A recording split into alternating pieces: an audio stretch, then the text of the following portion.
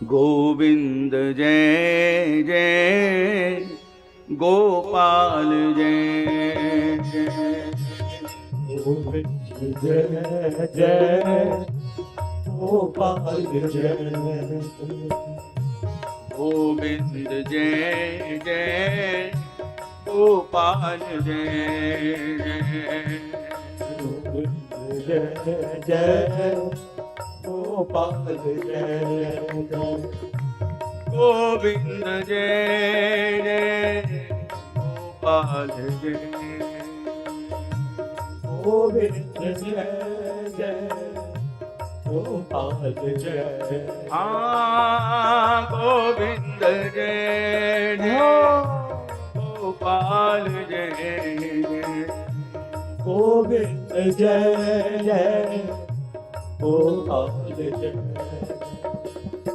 गोविंद जय जय गोपाल जय जय गोविंद जय जय गोपाल जय जय ओ गोविंद जय जय गोपाल जय जय गोविंद जय जय गोपाल जय जय गोविंद जय जय गोपाल जय जय गोविंद जय जय गोपाल जय हाँ गोविंद जय जय गोपाल जय जय गोविंद जय और नाम लेते लेते क्या हुआ निम कमली हुए निम कमली हुए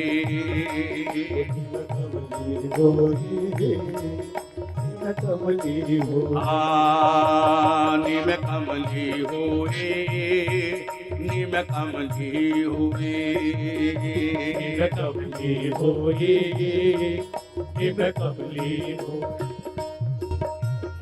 रूप तलो ना देख चाम का सुध बुध मेरी खोई रूप चलो ना देख शाम का खुद खुद मेरी खोई हाँ रूप तलो ना देख चाम का सुध बुध मेरी खोई रूप चलो ना देख शाम का खुद खुद मेरी खोई निम कमली हुए मैं कमली हुई मैं कमली होई मैं कमली हो नी मैं कमली होई नी मैं कमली होई मैं कमली होए मैं कमली होए सखीपन घाट पे यमुना के तट पे लेकर पहुंची मटकी सखीपन घाट पे यमुना के तट पे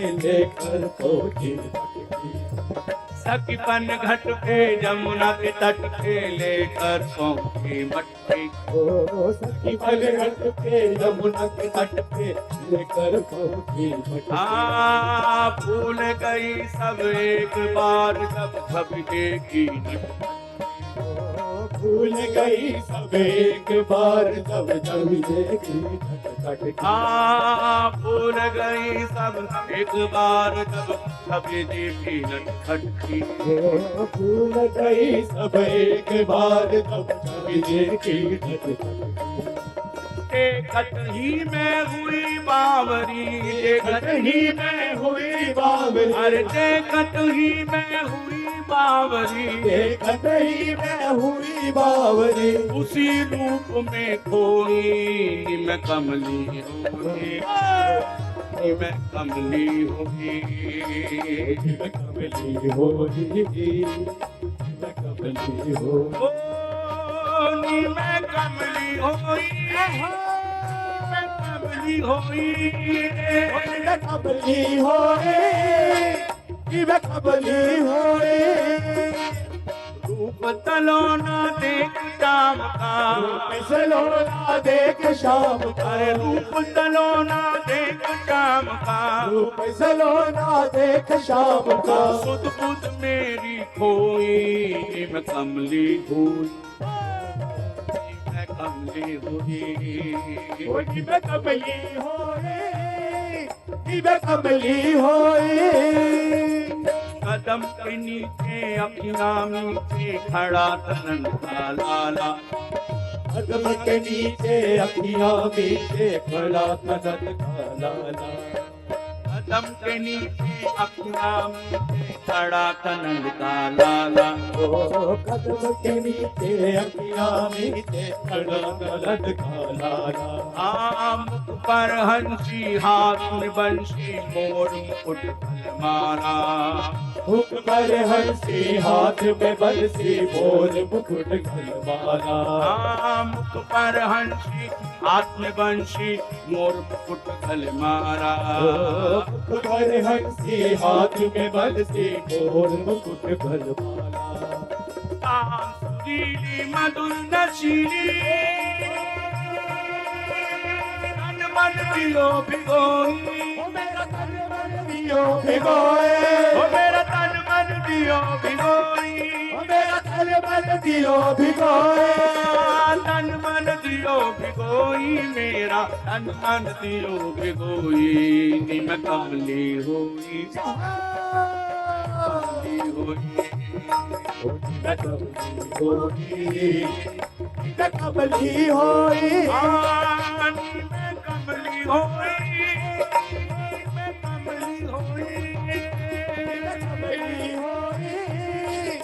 मैं कमली होई रूप तलोना देख शाम का रूप सलोना देख शाम का रूप तलोना देख शाम का रूप सलोना देख शाम का सुध बुध मेरी कोई मैं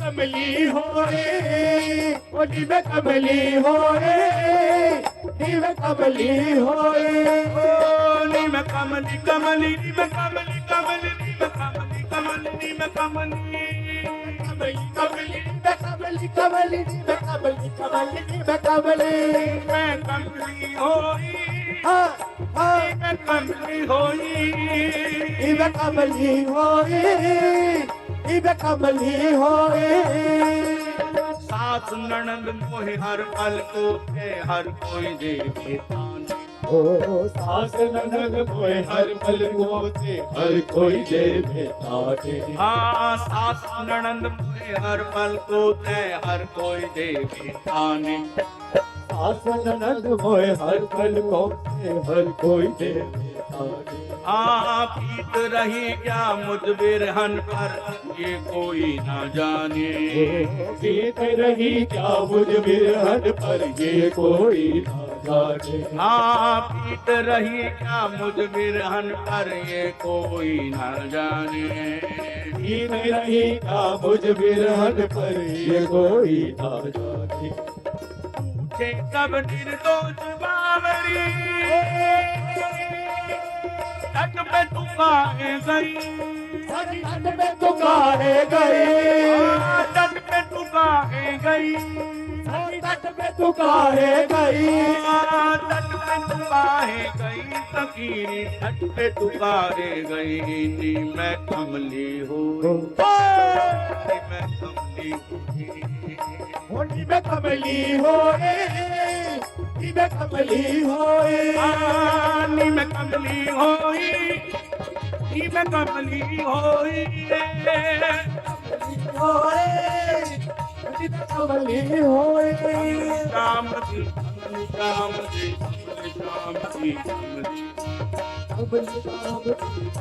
कमली शाम की कमली कमली कमली कमली शाम की कमली कमली कमली कमली कमली कमली शाम की कमली उन्हीं में कमली होई मैं कमली होई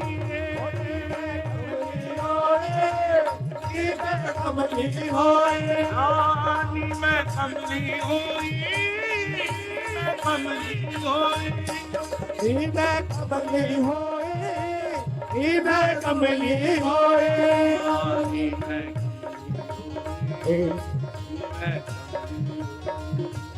ही मैं कमली होए, ही मैं कमली होए। भाव की उत्पत्ति हृदय में। मृत्युंडा के हृदय में क्या है साहब, उसकी इच्छा क्या है, ये कोई सुनना नहीं चाहता। भाई नहीं सुन रहे, पिता नहीं सुन रहे साहब, किसको सुनाएं? दिल रुबा दिल की सुनाऊं, सुनने वाला कौन है? जाम हक भर भर पिलाऊं, पीने वाला कौन है? कौन सुनेगा? आज मुद्दा यही है, कोई सुनता नहीं। सबसे बड़ा मुद्दा है, कोई नहीं सुनता, कोई किसी की नहीं सुनता। हर घर में प्राय यही हो रहा है, कोई किसी को सुनना ही नहीं चाहता। परिणाम, रिश्तों में दूरियां हो गई, प्रेम धीरे धीरे खत्म होता जा रहा है, दूरियां बढ़ती जा रही हैं, परिवारों में विभाजन हो रहा है।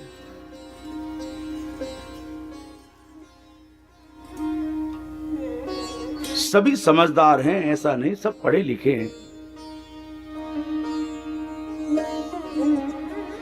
समझदार भी हैं, बुद्धिमान भी हैं, साहब होशियार भी हैं। पर हो क्या रहा है, जितनी भी एनर्जी है वो द्वेष के कारण, क्योंकि सब कुछ है लेकिन यहां बहुत द्वेष, राग, नफरत, घृणा, ये सब यहां भरा पड़ा है सब, जिसके कारण हम सभी दूसरों की गलतियां निकाल रहे हैं। बंदा वही है जो अपनी गलतियों को ठीक कर ले। यहां मुद्दा यही है कि हम दूसरों को ही गलत कह रहे हैं, वो गलत है, वो गलत है, एक दूसरे की गलतियां निकालने में लगे हैं।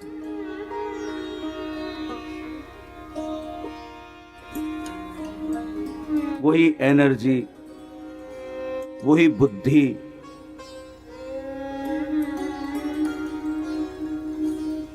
अगर हम सही तरीके से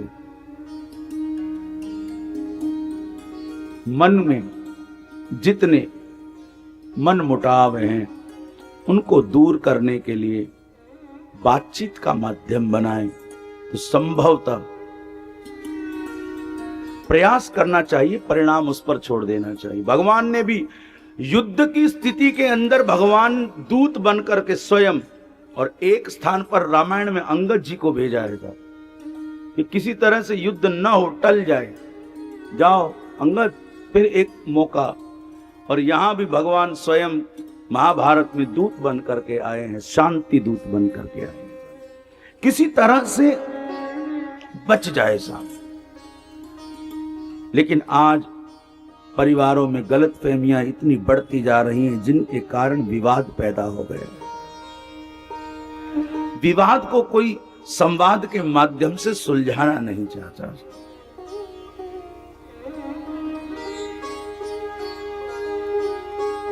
विवाद हो गया, अलग अलग कमरे बन गए, अलग अलग रसोई बन गई, फिर थोड़ा और हो गया तो फ्लोर बन गए साहब, सब अलग अलग हो गए, और हो गया तो फिर अलग अलग मकान, विभाजन होता जा रहा है।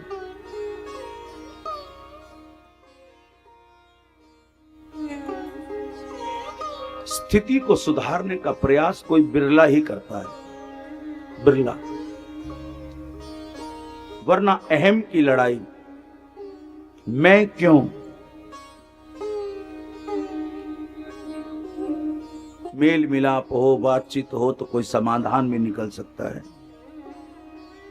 रिश्तों के मन मुटाव समाप्त हो सकते हैं, जो बढ़ी हुई दूरियां हैं वो घट सकती हैं।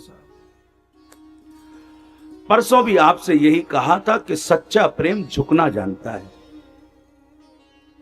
झुकना जानता है। अहम में, अहंकार में तो रावण भी मारे। राम जी झुकना जानते हैं, कृष्ण झुकना जानते हैं। जो कृष्ण सर्वश्रेष्ठ होकर पूजा जा रहा है, युधिष्ठिर के राजसूय यज्ञ के अंदर श्री कृष्ण को सर्वश्रेष्ठ पूजनीय मानकर उनका पूजन हो रहा है। और जिस सभा में उनका सबसे बड़ा पूजन हुआ, सर्वश्रेष्ठ पूजन हुआ, उसी सभा के अंदर वो झूठी पत्तल उठाने का काम कर रहे हैं। ये झुकना है, प्रेम नहीं। कृष्ण अपने स्वयं आदर्श दे रहे हैं। राम अपने चरित्र से समाज को स्वयं एक आदर्श जीवन जीना सिखा रहा है। राम जी का चरित्र हमें जीना सिखा रहा है। जीवन चरित्र कैसा हो सब।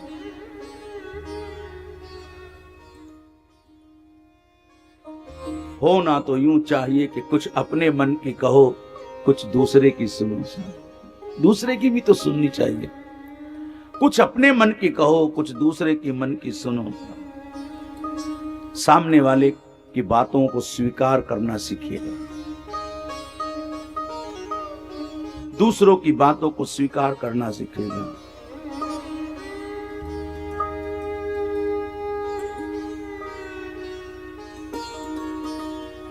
महत्वपूर्ण सूत्र है, पकड़ लीजिएगा।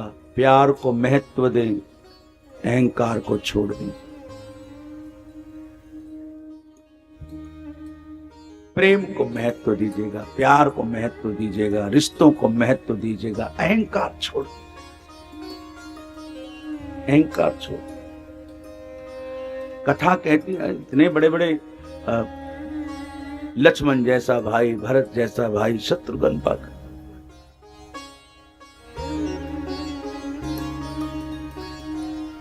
इनके चरित्रों से कुछ सीख लीजिएगा। राम के अनुज हैं, छोटे भैया भरत जी, लखनलाल जी, शत्रुघ्न जी, लेकिन भरत जी का चरित्र प्रेम और समर्पण से भरा हुआ है। लक्ष्मण जी का चरित्र पूर्ण समर्पण श्री राम जी के प्रति है। शत्रुघ्न जी भरत जी पर पूर्ण समर्पित हैं। तो कथा श्रवण करते करते एक सकारात्मक सोच, अच्छी सोच हमारे हृदय में, अच्छे भाव प्रकट होंगे। और यही भाव आपके भीतर, जैसे कहते हैं ना कि एक बातचीत का सेतु, आपकी अच्छी सोच, और यही आपकी अच्छी सोच बातचीत का सेतु बनेगी। सब दूसरे की भावनाओं को भी समझिएगा, मान सम्मान दीजिएगा, परिवार बचे रहेंगे। आदर मान सम्मान भागवत में यही यही कथा हमें यही सिखा रही है। कुछ सूत्र हमारी समझ में आ जाए। परिवारों को सनातन बचा रहे, और सनातन कैसे बचेगा उसकी युक्ति संत महापुरुष बता रहे हैं। सनातन संस्कृति का बचाव कैसे, उसकी रक्षा सुरक्षा कैसी हो, भागवत भी हमें यही बता रही है कि परिवार कैसे बचे, परिवार में कैसे रहना चाहिए, हमारा कर्तव्य क्या है। हम अहम में डोल रहे हैं, अहंकार में डोल रहे हैं, दूसरे को कुछ समझते ही नहीं है। यहां यही बात समझा रहे हैं कि कुछ दूसरे की बातों को भी स्वीकार करना सीख लीजिएगा, दूसरों के भी कुछ मान लीजिएगा। आपकी क्या राय है? आप युधिष्ठिर ने नारद जी के माध्यम से श्री कृष्ण को राजसूय यज्ञ का न्योता भेजा। उससे पहले जरासंध के कैद में जितने राजा थे, उन राजाओं का दूत भगवान के पास आया। उन राजाओं का दूत, जरासंध की कैद में जो राजा थे, उनका दूत भगवान श्री कृष्ण के पास सहायता के लिए गया। और इधर से युधिष्ठिर जी ने नारद जी को निमंत्रण देने के लिए भेजा है। पहले दूत आया है, बाद में नारद जी गए हैं।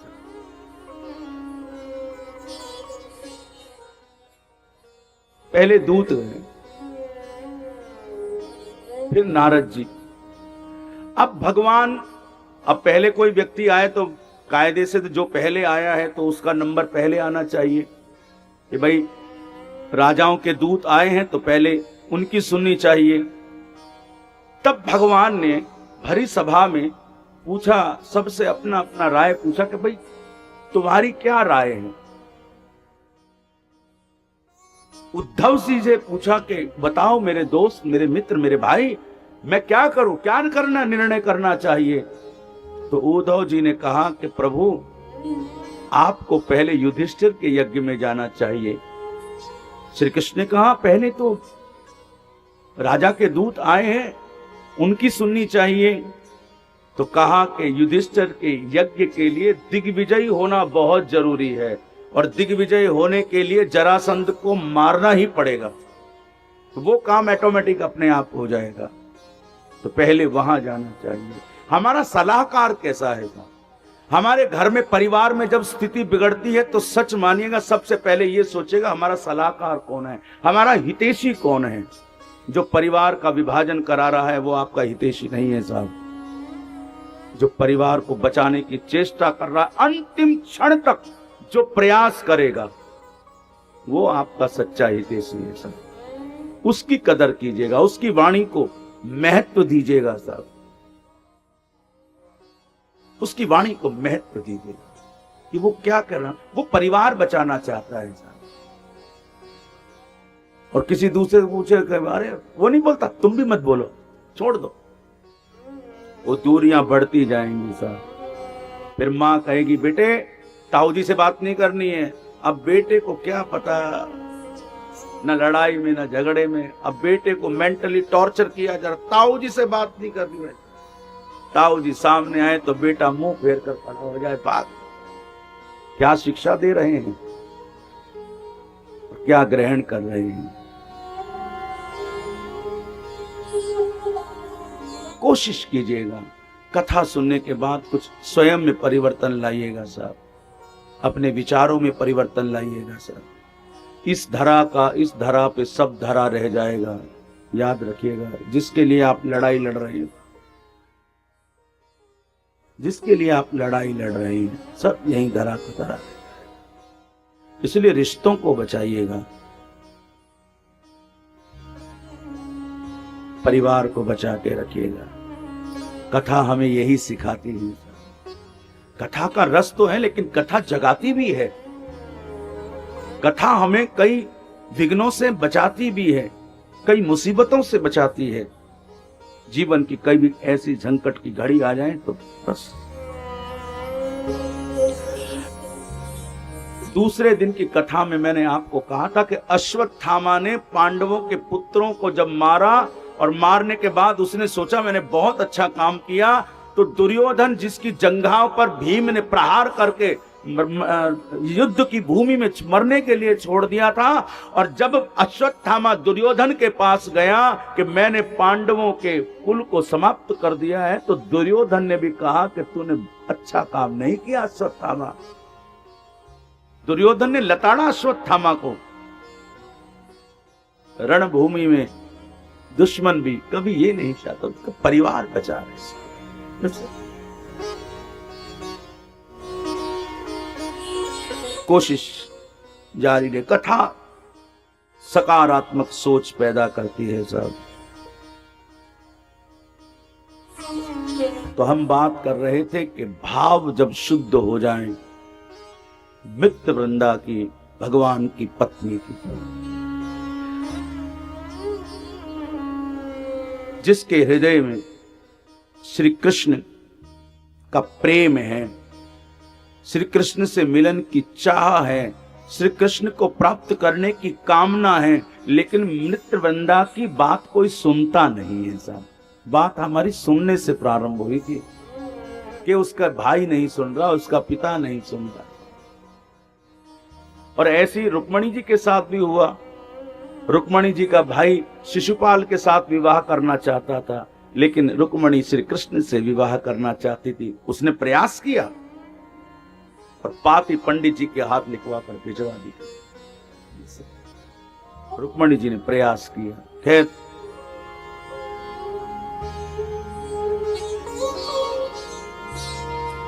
कभी कभी कोई शुद्ध भाव हृदय में प्रकट हो जाए तो उन नेक विचारों का आदर कीजिएगा सर। आप अपनी ईमानदारी पर कायम रहिएगा, बेहतर परिणाम आएगा सर। सब्र रखिएगा, देर है अंधेर नहीं।